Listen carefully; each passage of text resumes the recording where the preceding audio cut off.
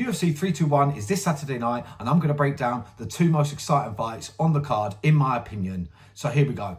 Starting with Tom Aspinall versus Ciryl Gane. This is such a big fight because Tom Aspinall has been waiting out for a year, or more, even longer maybe, and he's kind of in Jones's shadow. You know, he was screaming, I'm the real champ, Jones isn't the champ, Jones is a duck, all this stuff, which I fully believe, and I fully feel like Tom was in his right to say all that stuff. But now he is fighting the guy in his first offence.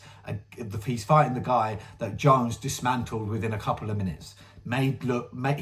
Jones made Ciryl Gane look absolutely awful. Tom Aspinall has shown time and time again that he will rise to the occasion. When the pressure is on, Tom is out there swinging and doing exactly what he needs to do.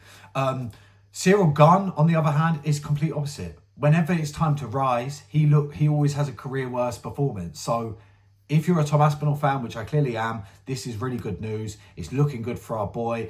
The only thing that scares me is I just smell an upset. All the trash talk, all the talk, everyone overlooking Gane. I almost smell the upset, even though I don't think there will be an upset. I wouldn't be surprised because the whole story has got upset written all over it. Just going to look at my notes here. So Ciryl Gane has some great movement. Tom Aspinall is used to fighting heavyweights that are very slow, ploddy, waiting for that big overhand right or that major swinging left hook. And Ciryl Gane is very light on the feet. We say Tom Aspinall moves like a middleweight. We were saying this about Ciryl Gane before the losses and before Tom Aspinall came in. So let's not forget that. Ciryl Gane, on paper, he's definitely Tom Aspinall's hardest test to date, just because he's a massive guy and he will move. He moves very well. He moves very well. He will be able to keep it on the outside, but is it enough to keep Tom Aspinall off? I don't think it is. Tom Aspinall's very quick. And I think Ciryl Gane is going to be waiting for the blitz from Tom. He's going to be waiting for Tom to rush in to maybe try and counter him. Ciryl Gane's got a very nice left hand when he kind of cuts the ring off. He like throws something, then he cuts the ring and then boom, or octagon, shall I say. He cuts the octagon and then booms and hits you at an angle, which is devastating if it lands flush with power. Do I think he's going to hit Tom with that? I really doubt it. I mean, if you look at Gane, yeah, I know he won his last fight, but let's be honest, yeah, Volkov won that fight. It was a robbery, in my opinion. It wasn't a crazy robbery, but Volkov definitely won that fight.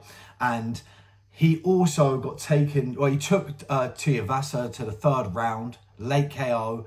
What does Tom Aspinall do to Tuivasa? Like, honestly, what does he do? I think Tom dismantles him in the first seconds, which Tom Aspinall always does. But that's how I kind of see this fight going. I think that Tom thrives under the pressure. Gane falls under the pressure. Tom has crazy power. He doesn't even need to hit you flush. He can rush in with one of them sloppy 1-2s that he likes to throw, hit you and you're dead. You're literally sent to the shadow realm. As well, he has the grappling. So I feel if they exchange a little bit and Tom feels any threat, he's going to take Ciryl Gane down.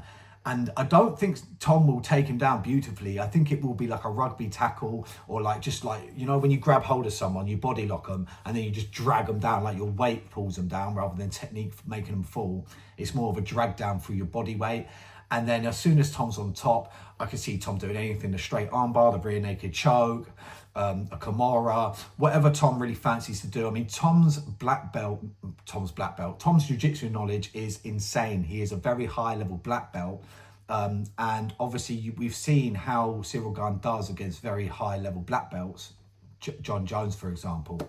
But yeah, I think Gane lost that fight against Volkov. So he's technically 1-2 in his last 3, which is not great, man. It's not great. He's lost twice in title fights. This will be his 3rd title fight, if I'm not mistaken. It's not looking good. So I do have Tom winning by first round submission, but I wouldn't be surprised if it was a first round knockout. Even if Gane manages to get Tom into deep waters, I don't see... Tom's going to get you. That's the way I see it. Tom is going to get you. And when Tom gets you, you get sent to the shadow realm. Do you know what I'm saying? Like, and that is as simple as that.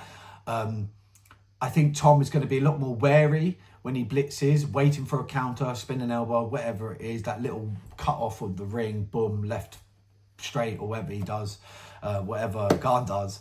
And I think that Tom will be a bit more hesitant. So I think we could see a second round.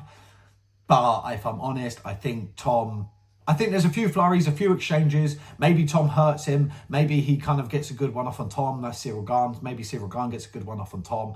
But then Tom ultimately thinks, fuck this, takes Ciryl Gane down and then submits him. So I'm going with a first round submission or TKO for Tom Aspinall. But this is a very tricky fight because the way Jones dismantled Gane, Tom's got a lot of pressure to do so. If this even goes past the first round, then you know John Jones is going to be on Twitter saying about, oh, this is a guy that you thought was going to beat me. This is why I didn't fight him, because I knew I was just going to beat him. Well, we all knew you were just going to beat Stipe, mate, and you beat him. So, and you fought him, sorry. So what's going on there? Either way, incredible matchup. Cannot wait for it. Absolutely buzzing. Let me know what you guys think of this fight, because I'm interested to see or hear maybe a alibi for Ciryl Gane to win, because I haven't really heard a decent one yet. Yeah, he's good on the feet. Yeah, he's quick with the movements.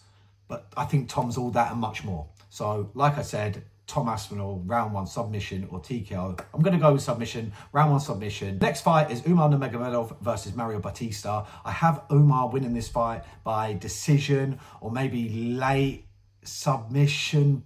No, I'm going with Umar by decision. I think that Mario Batista will show some strengths in the fight. He will show some skills. He will show some ability. He might get up from a few takedowns. He might crack Umar one or two times. But I think ultimately Mario Batista's game is grappling, and I don't think you're going to really out-grapple Umar. I only think Merab out-grappled Umar because it's Merab and it's the gas tank. It's the gas tank. The gas tank is what let Umar down. I think Umar was winning that fight until he got tired. I'm not saying Umar would win against Merab in a rematch, but I think if he worked on his cardio a lot, like insane amounts, like unaskable amounts, like stupid amounts, I think that Umar could do it. Those first few rounds, Umar was piecing Merab up a little bit. I definitely gave the first 2 to Umar. What an incredible fight, by the way. What an incredible fight. I love rewatching that fight, which is strange, to be honest, because it's a 5-round. Well, no, it's not. It's an amazing fight. I don't know what I'm talking about. I think that Umar's clean striking, I basically think that Mario is going to try and take Umar down possibly and try and grapple with him, but I think he'll soon learn that he can't. And as well, Umar has a lot of front kicks up the middle, a lot of side kicks, a very whippy, flicky is the word I'm looking for, flicky kicks that I think will ultimately make Mario Batista second guess or think about himself. Yeah, second guess. I don't know what I'm talking about, man. I'm going mad.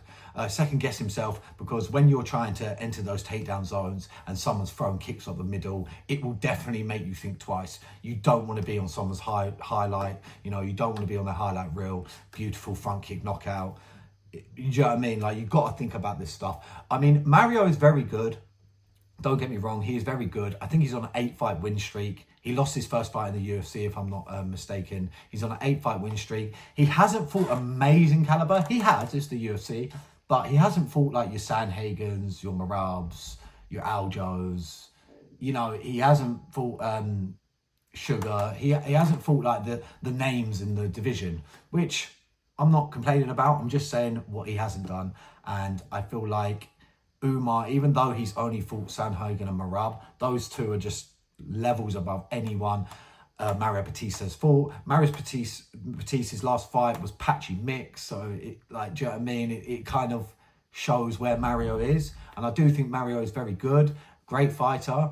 I just think Umar is that level above, and he will be able to neutralise Mario Batista's ground game, which will ultimately lead them into a striking match. And I think very few are going to win in a striking match against Umar. He's very good. He's very technical. So I am going with Umar decision. I think it'll be a decision.